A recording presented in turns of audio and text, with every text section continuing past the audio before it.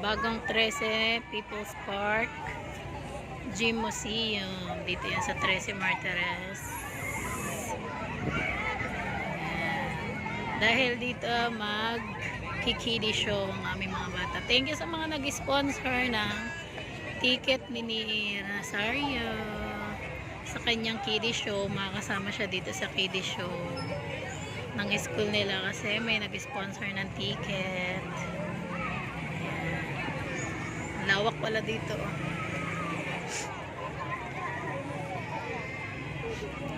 Kaya mga kumari kong expired. Mare, tingnan mo na dito, Mare. Busy talaga siya, no? Chismosa, no? Mare! Joby! Joby! May naghanap na Bombay, nahanap ka. Sabi ko, tingin ka muna dito. Video. Pag kailangan nyo mga utang, ngayon lang si Joby.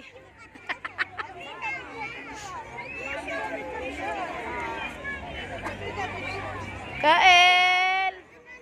Oh. Excited na yung mga bata, oh. Excited na silang lahat. Ayan, see you later sa loob. 2 hours. 2 hours, no? 2 hours daw, sabi mo. Si Ash. Oh, yan mo yan si Ash. Mawawala yan si Ash. Hayaan mo si Ash, nakabuntot yan sa mama niya. Ayan, may nagsushow pa sa loob eh. Hindi pa tapos yung first session. So, kami yung second batch. So, see you later. Dapat dinala ko yung stand. Nakasapon po ang aming may moon sa kailang ng likuran. Sa kami lang ginit ko, kaya sa pwede ginit.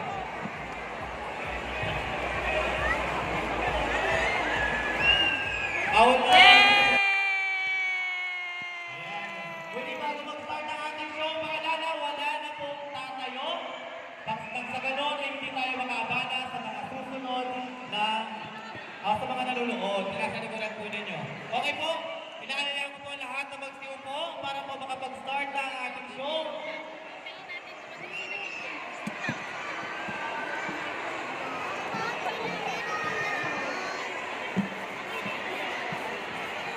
Ayan, sa mga gusto pong mga maliwalaan yung pulse, pwede na po ha. Mag-start na po ang ating show. Sige po, mag-enjoy po kayo. Sana may matutunan yung mga bata po sa ating po ipapalabas mamaya. Ayan po. Enjoy po! Rio, watch ka lang ah. Upo, upo! Let's give it up. Yan, Kitty Show Dancer.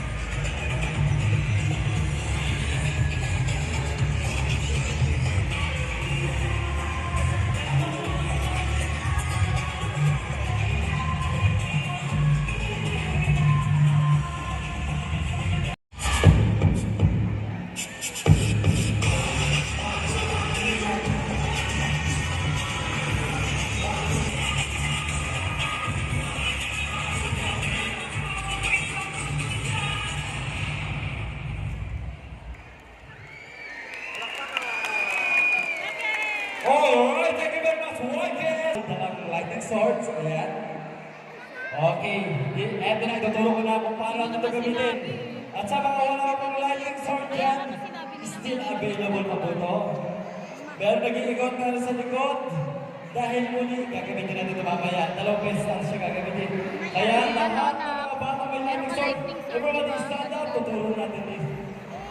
Okay, syempre kasama natin ating mga Whiteheads dancers. Sa bahay mo. Okay, everybody, stand up! Okay, everybody, up! Pin, pin, pin. Third step, slowly up. 1, 2, 3, 4, 5, 6, 7, 8, and shield. Back, shield. Alright, let's go, everybody. Slowly up. Wave. One more.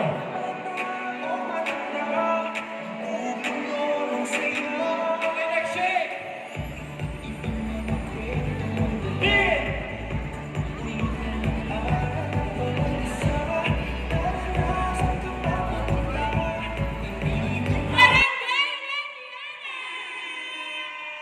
Yun. Iba ang energy kaya at dahil dyan, Kuya Erwin, simulan na natin. Okay, sige.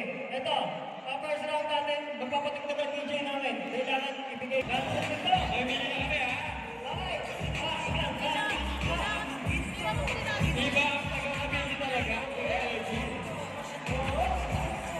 Palaban. Alright, nabitin yata. Kung kanina pa lang bata ito,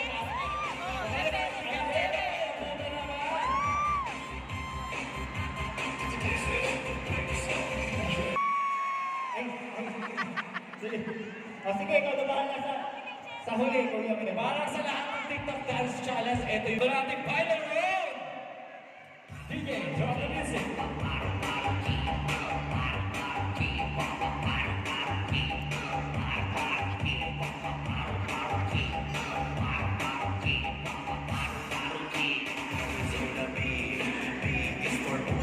Iba ang atake. Iba-iba.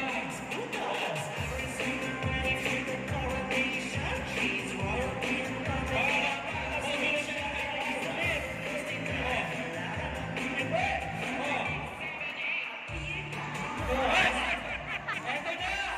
Napanahon nyo na, sex bomb!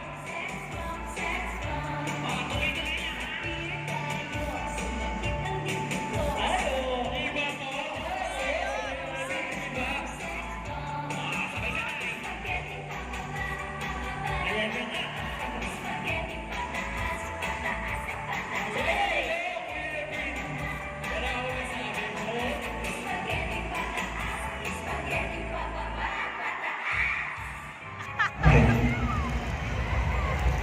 Sa ikalawang araw, ginawa ng Diyos ang kalagitnaan upang paghiwalayin ang mga tubig sa itaas mula sa mga tubig sa ibaba, at tinawag niya itong langit.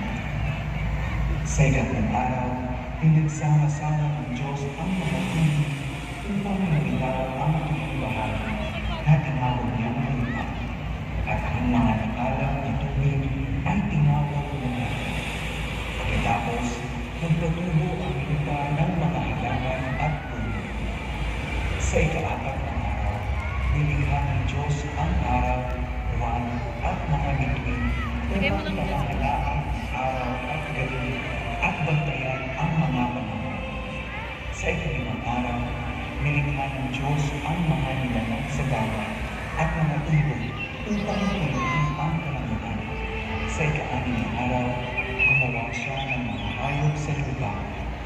At pagkatapos, ang tao, lalaki at babae na nilikha sa kanyang larawan. Binigyan sila ng kapangyarihan sa ibabaw ng lupa.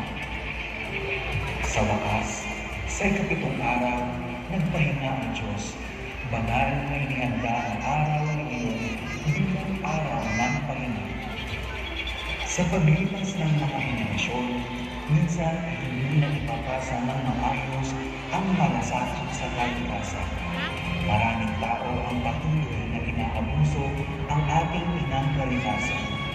Nagkakalat ng basura, kumikinsala sa mga kalipatan, at nilalason ang mga ilog at lahat. Dahil dito, nasisira ang balanse ng kalikasan na nagdudulot ng mga kalamidad tulad ng pagbaha,